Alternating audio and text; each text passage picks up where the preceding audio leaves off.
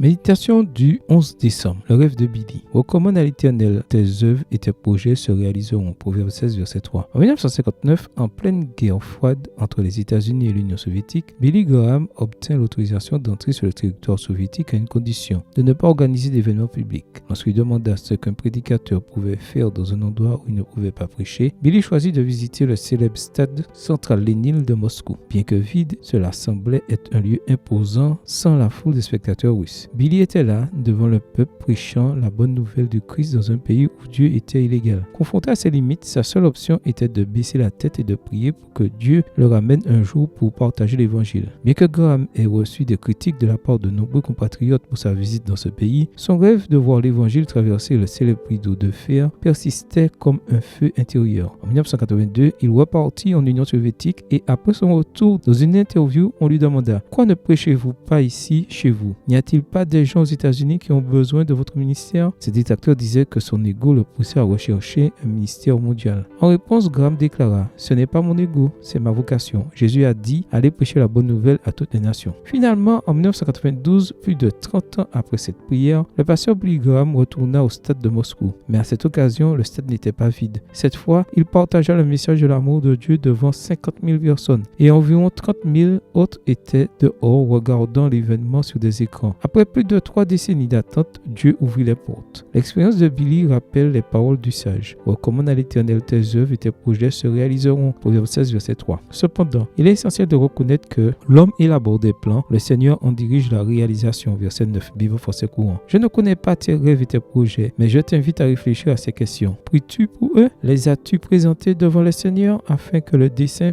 divin puisse s'accomplir dans ta vie? Je t'invite à prier, à attendre et à aimer Dieu, car il te donnera ce que ton cœur désire. Psaume 37, verset 4. S'il l'a fait pour Billy, il le fera aussi pour toi. Amen. Bonne journée à toi, que le Seigneur te bénisse.